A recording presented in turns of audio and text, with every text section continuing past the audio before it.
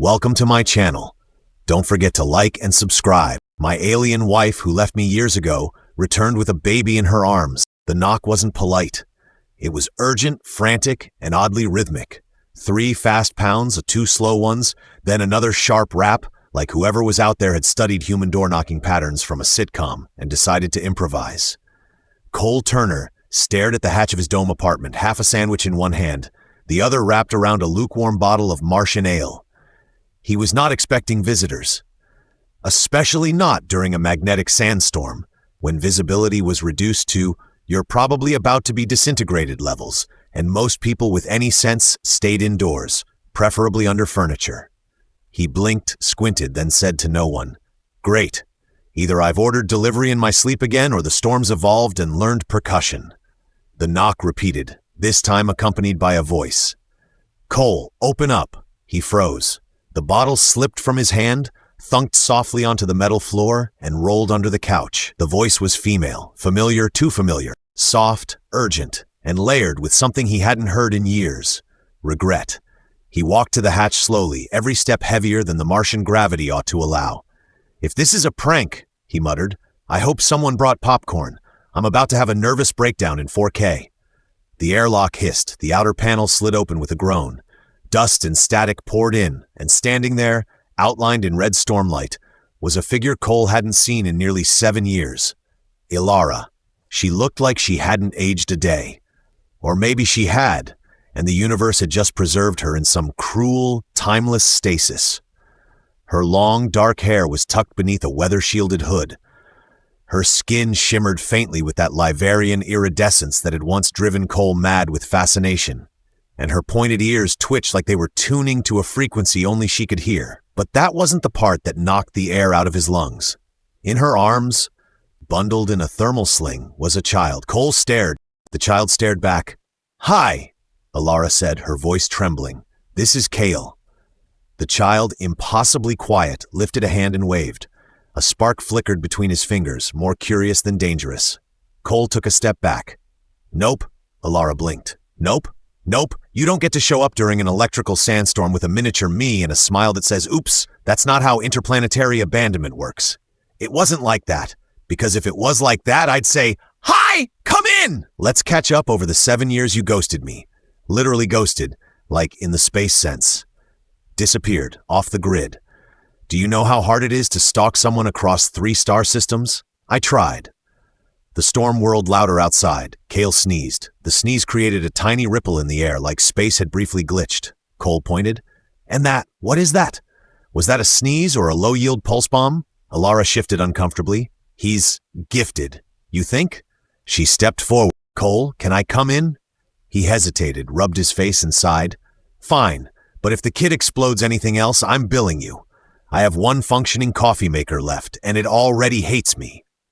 Inside, the apartment was cluttered but cozy, in the way bachelor pads tend to be when curated by someone who never really stopped living in a cockpit. Ship parts hung from the ceiling like chandeliers. A dusty helmet served as a fruit bowl. The couch was partially made of reupholstered flight seats, and the AI speaker in the corner played jazz remixes of 20th century Earth commercials on loop. Elara lowered her hood. Her cheeks were red from the wind. "You haven't changed. I added 2 new throw pillows. You missed a lot." She smiled. It hurt to see her smile, like hearing your favorite song after forgetting it for years and realizing it still hit you the same. "I never wanted to leave," she said. He crossed his arms. "And yet you did. Dramatically, I might add. You vanished mid-sentence. We were eating noodles. I was being hunted. Who isn't? I get mail from bounty hunters weekly. I've started sending them cookies." She sat carefully. Kale nestled against her. The kid had started humming, softly, tunelessly, and Cole swore he felt a faint vibration through the floor. "I couldn't tell you. The Liverian Council." "I told you the Council was bad news. Anyone who wears robes that flowy is hiding something. They issued a genetic edict. Human-Liverian pairings were declared taboo. I was marked. If I stayed, they would have erased me." "So you ran. With our kid? I didn't know I was pregnant until I was already off-world, and by then contact would have put both of you in danger." Cole sat, hard. The couch wheezed in protest. He stared at Kale, who had now managed to levitate 2 couch cushions and was giggling. Elara, he said slowly, you brought a telekinetic toddler into my home. I had nowhere else to go. I'm being followed. They found me again. Oh, good. That explains the bounty drone I tripped over this morning. I thought it was a vacuum with an attitude. She leaned forward, her voice low. I need your help, Cole. He needs you. I can't do this alone anymore. He stared at her, at the woman he'd loved, lost, and now apparently shared a child with who could probably bench press gravity. I don't know what you expect me to say, he said. Cale floated upside down, squealed, and then hiccuped out a tiny glowing orb that fizzled and popped like a soap bubble. Other than wow, Elara smiled again, tired, sad, hopeful. Cole sighed. He picked up his sandwich, took a bite. Well, if we're going to be hunted by alien purists, we might as well eat first. Cale clapped. The sandwich exploded. Cole sighed again. This is why I don't date psychic aliens anymore. Cole woke up to the unmistakable sensation of having his nose telekinetically pinched shut. It wasn't the worst way he'd ever been woken up. There had been worse, including the time a Martian goat hybrid mistook his foot for a mineral lick, but it ranked in the top 5. Cale, he said, voice muffled. Buddy, gonna need you to unchoke Dad. The pressure vanished.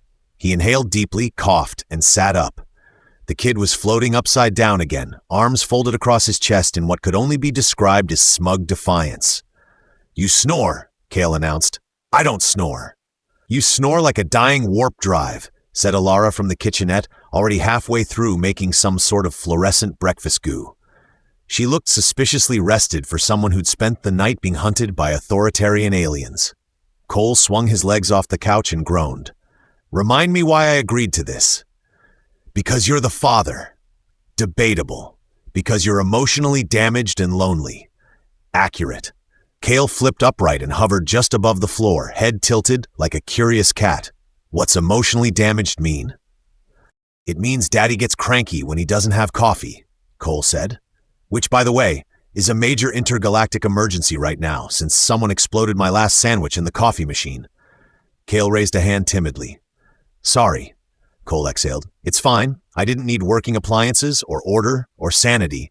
I just needed my entire life turned upside down, like someone shook the galaxy's snow globe. Elara placed a steaming cup of something questionably drinkable in front of him. I used your emergency rations. I was saving those for an actual apocalypse. You mean the one where your kid blows up the moon by accident? Fair. They sat in silence for a moment, Cole sipping, Elara eating something that glowed blue, Cale watching them like he was taking notes for a future documentary titled Humans Loud But Squishy. Cole finally asked, So how much danger are we actually in? I mean, on a scale from mild social embarrassment to we're going to be atomized by planetary decree. Elara hesitated, somewhere between galactic scandal and public execution. He blinked. That's a wide range. The purity spiral is still active. They found me once. They'll try again. Did you say the purity spiral? Sounds like a designer yoga cult. They're not bendy. They're genocidal. Even worse than yoga cults. Elara set her spoon down. Cole, they're not just after me. They're after Cale. He's the only living human-Liverian hybrid. They think he's unnatural. A threat to the purity of both species. They want to correct that mistake. Cale, entirely unaware of the conversation, was now balancing a metal spoon on his nose using pure mental energy. Cole rubbed his temples. So what? We go on the run? Hide out on some moon? Change our names? Teach Cale to suppress his glowy hiccups and not vaporize cereal bowls? I've made contact with someone in the neutral zone, Elara said. She can help. Forge IDs. Get us off Theta 9 undetected. She once smuggled a singing virus out of a black hole and sold it to an opera house. I trust her more than I trust most governments. I don't even trust me. That's mutual.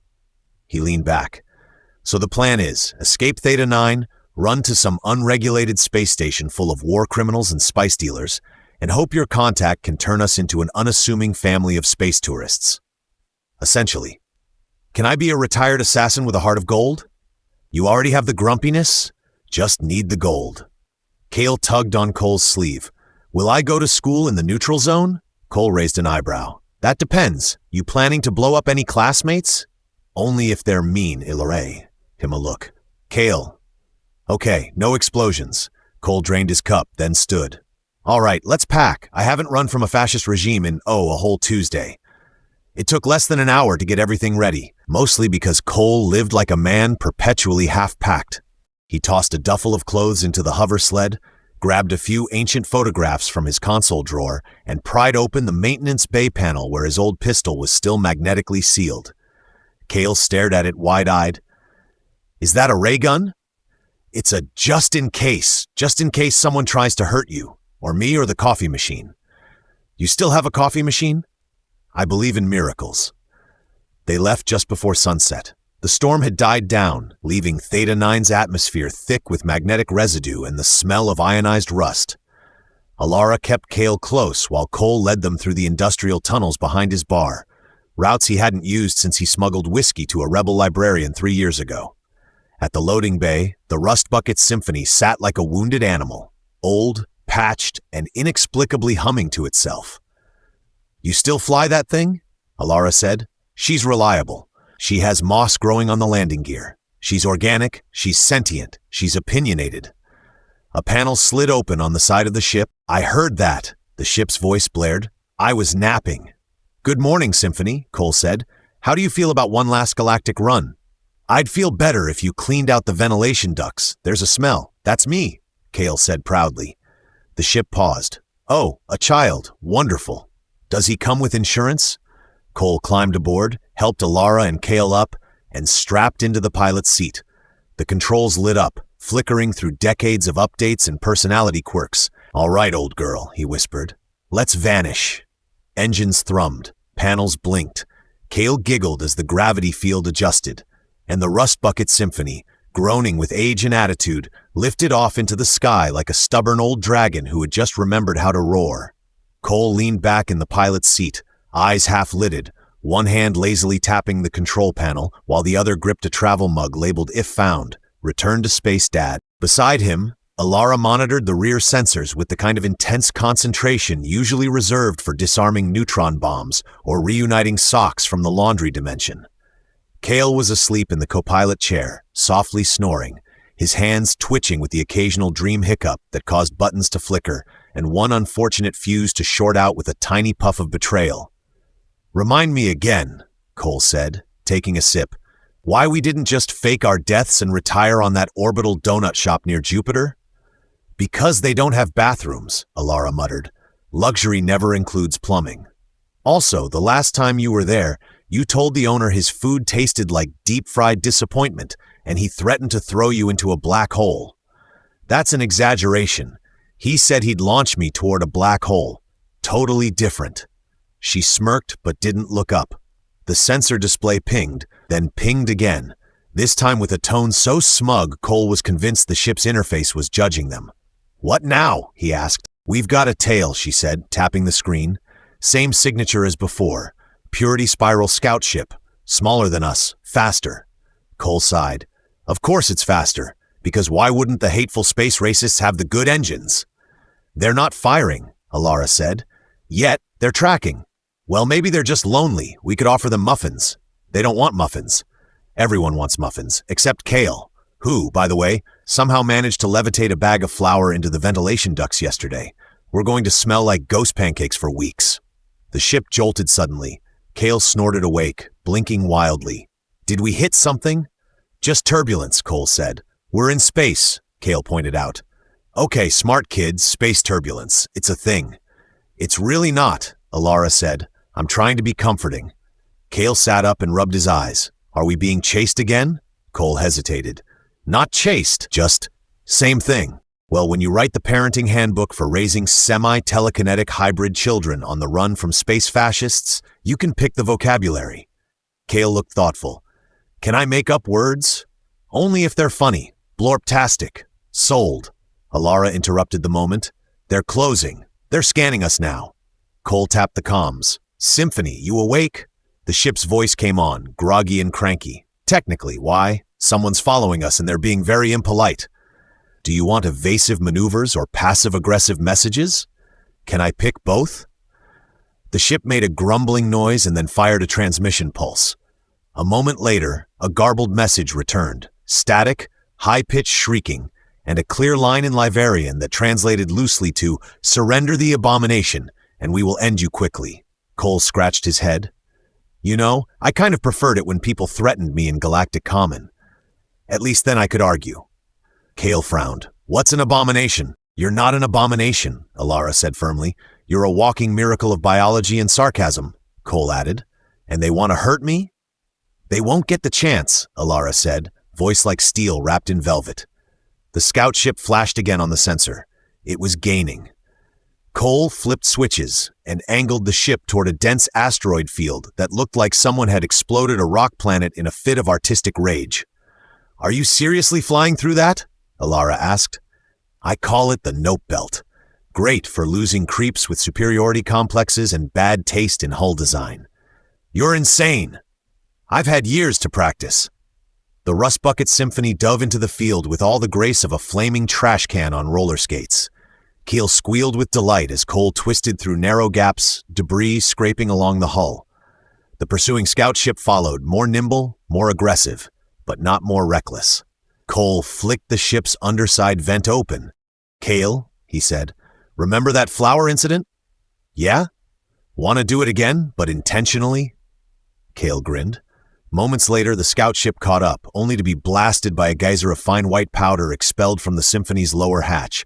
The flower cloud clung to its sensors like sugar to a sticky toddler. Its scanners overloaded, its engines sputtered, and it spun wildly into an asteroid the size of a mid-level manager's ego. Kale raised his hands.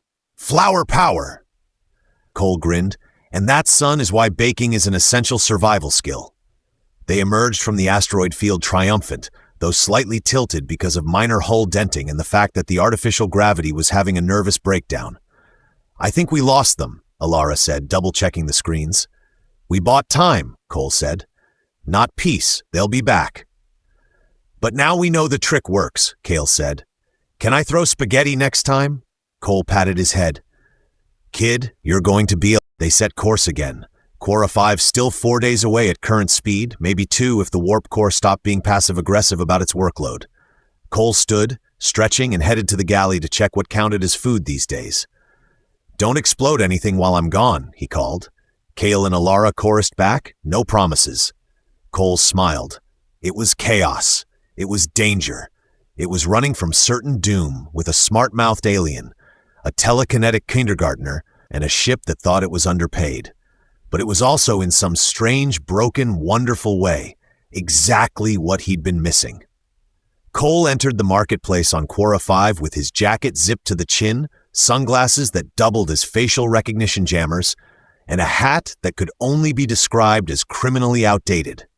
Kale, meanwhile, rode on his shoulders, humming the theme from Astrolama Adventures while occasionally trying to levitate the streetlights. Elara walked beside them, her hood drawn, trying to look inconspicuous, which was hard when her long ears twitched every time someone mentioned Liverian spice bundles or half-human miracles in hushed tones behind glowing fruit carts. You know, Cole said, for a planet run by smugglers, gamblers, and people who wear sunglasses indoors unironically, this place is surprisingly clean. That's because it's run by Mira, Elara replied. She has high standards for illegal activity. Kale pointed at a hover stall selling meat sticks shaped like famous galactic dictators. Can I get a fried Vorton? Only if you eat the ears first, Cole muttered. They walked past a cyborg mime who was pretending to be stuck inside an imaginary singularity and doing a surprisingly realistic job of it. Kale clapped. The mime bowed. Cole tipped him a credit, which the mime caught in midair with a mechanical eyebrow. So Mira's still at the same place? Cole asked. Top floor of the tower that looks like a melted saxophone. I see we're still based on jazz hallucinations. They passed a group of bounty hunters arguing with a sentient vending machine about sandwich ethics. One of them turned slightly, saw Elara, and paused. His eyebrow twitched, recognition flickering. Cole grabbed Elara's hand. Time to disappear. Kale, stealth mode. Kale threw his arms wide. What's stealth mod? Now. Kale blinked, closed his eyes, and immediately his body shimmered with a faint pulse. He turned invisible, except for his shoes, which refused to cooperate. Still working on it, Elara whispered. Fine, we're going half stealth. Let's move. They ducked into a neon-lit alley that smelled like ozone and aggressively seasoned noodles. Cole tapped a code into a panel hidden behind a sign that said, absolutely not a secret door. and a hatch opened with the kind of hiss usually reserved for disapproving parents. Inside was a lift. It took them straight up, like gravity-defying stomach and throat might regret this decision levels of up. Cale reappeared halfway through the ascent and announced, "That was awesome. You're going to be a thrill junkie, aren't you?" Cole said. "I don't know what that means, but yes." The door opened to Mira's office, which was technically a penthouse and emotionally a spaceship-themed tea lounge. Holographic koi swam through the air, and a robot dog brought over cups of something that smelled like cinnamon and existentialism. Mira didn't rise from her seat. She was wearing a jumpsuit made entirely out of interwoven fiber-optic threads that glowed softly with each breath. Her hair was silver. Her eyes were sharper than anyone else's in the room. "You look older," she said to Cole. "You look impossible," he replied. "I missed your sarcasm. I missed having fewer reasons to panic." She turned to Elara. "You brought him here. That's bold." "I ran out of safe places," Elara said. "And you brought the child." Mira tilted her head. "Is he?" "He's everything," Elara said, "and he's in—" Cale waved. "Hi?" Mira studied him, then looked back at Cole. "Does he do tricks?" "He can disassemble a toaster with his mind and cause minor earthquakes when emotionally overwhelmed. Also, he thinks spaghetti is a political statement." Mira smiled faintly. "He's his parents' son." She stood and tapped a console. A wall slid open to reveal a secure chamber, lined with crystalline dampeners and reality stabilizers. "He can rest there," she said. "No one can track him through that shield. Not even the spiral." Cale glanced at Cole. "Will you be here when I wake up?" Cole ruffled his hair. "Unless I get abducted by space pirates, in which case you're in charge." Cale's eyes widened. "Really?" "No. Eat your fruit sticks." He went inside. The door sealed. Mira turned serious. "You've stirred up something big. The spiral has eyes in every quadrant now. They want the boy because he proves them wrong. They want you too because your story shatters their narrative." Cole crossed his arms. "So what do we do? Change names? Change faces? I can forge identities. I can smuggle you out, bury you so deep you'll forget your own birthdays. But that's not a solution. It's an escape." Elara stepped forward. "There's another way." Mira raised a brow. "I testify. I go to the Galactic Council. I tell them everything. How the spiral infiltrated the High Council, how they forced me to disappear, how they've tried to kill a child for being born." Cole blinked. "That's not escape. That's martyrdom." "It's justice," she said. "It's suicide," he said. Mira looked between them. "It's a risk." Elara nodded, "but one worth taking." They sat down, talked long into the artificial night. Mira laid out options, contact webs, dangerous favors. Cole listened, occasionally interrupting to ask if any of the plans included fewer chances of spontaneous combustion. At one point, Mira asked, "Are you ready to fight for this?" Cole leaned back. "I already am. I just didn't realize until he levitated a bookshelf and called me Dad without blinking." Later, when Cale awoke and rejoined them, Cole explained the plan as delicately as he could. "So, minor update," he said. "We're probably about to become very famous, or very exploded. It depends on how much truth the galaxy can handle." Cale blinked. "Can I be on TV?" Elara smiled. "We'll see." Cole handed him a data pad. "Start drawing a new name for us. We need something heroic, but not too heroic. I don't want to be Admiral Thunderpants." Cale giggled. "Captain Spork? Better." As the city lights outside shifted and shimmered in hues of distant quasars, they began planning their biggest move yet. Not a retreat, not another escape, but a stand. And for the first time in a long time, it felt like the stars might actually be listening. Cole stood in the center of the Galactic Council chamber, with the same expression he usually reserved for malfunctioning toilets and surprise taxes. The ceiling was high enough to make necks sore.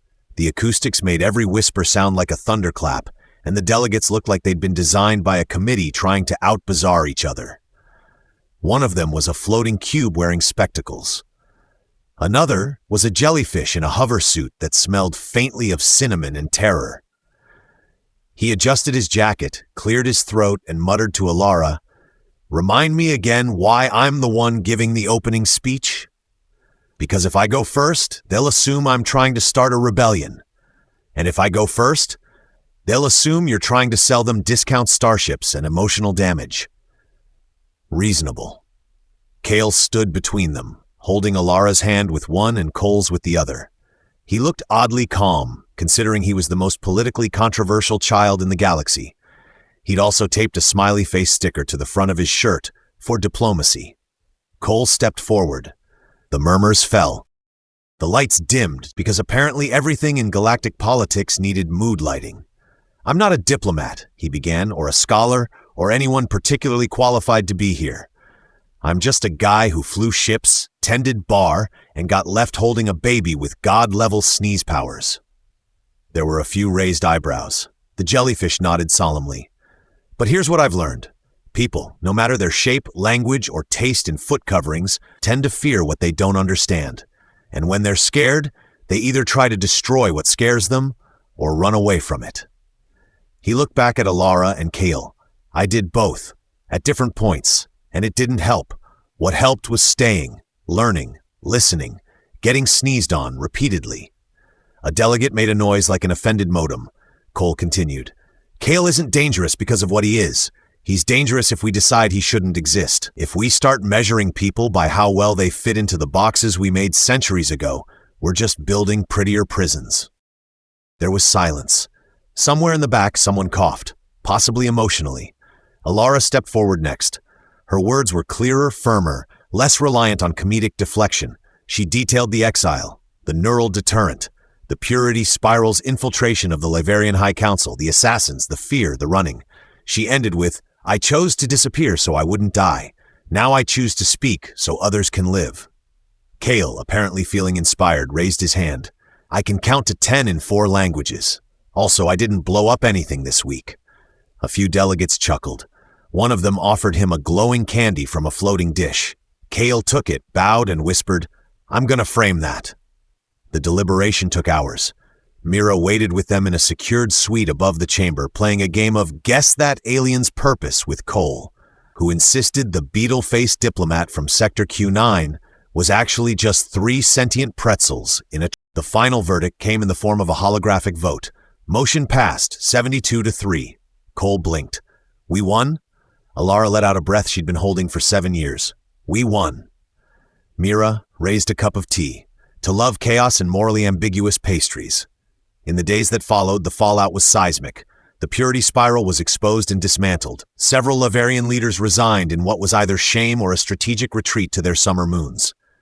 New laws were drafted to protect hybrid citizens and criminalize discrimination across species lines. Cole even got invited to co-author a parenting manual with the subtitle, "How to Raise a Telekinetic Without Losing Your Hair." Kale became something of a celebrity. There were plushies, action figures, a Saturday cartoon loosely based on his adventures where Cole was reimagined as a buff cyborg with rocket knees. He was mildly offended until Kale handed him a fan drawing of Space Dad and Glowy Boy, which he framed next to his bar license and a burned-out fuse from the Rust Bucket Symphony. They didn't stay on Quora 5. Too loud, too political, too many paparazzi made entirely of smoke.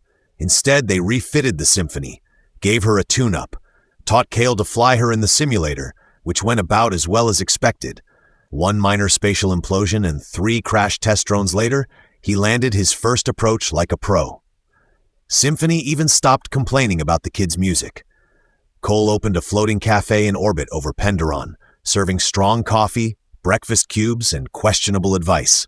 Elara taught mixed-species cultural diplomacy online and in person, finally using that degree she'd forged 15 years ago. Kale went to a new kind of school, a digital institution that stretched across star systems, where hybrid kids learned to harness their abilities, connect with others, and occasionally prank their teachers with minor quantum paradoxes. One evening, Cole watched the stars from the ship's top deck while Kale floated nearby, rearranging constellations in his mind. Elara joined him, a blanket draped over her shoulders. "You ever think we'd end up here?" she asked. "Absolutely not. I figured I'd die alone, cranky, and mildly caffeinated. And now? Now I'm not alone. Still cranky, significantly more caffeinated." Kale floated over. "Can I go supernova a little bit? Just a little?" "Define a little," Cole said. "Like supervised, outside atmosphere, and not near the espresso machine." Kale grinned and shot into the sky, trailing sparkles. Elara leaned against Cole. "He's going to change everything. He already did." He looked at her, then at the stars. then at the dent in the hull from their second-to-last escape attempt. And finally, he said, "You know, I think we finally made it home."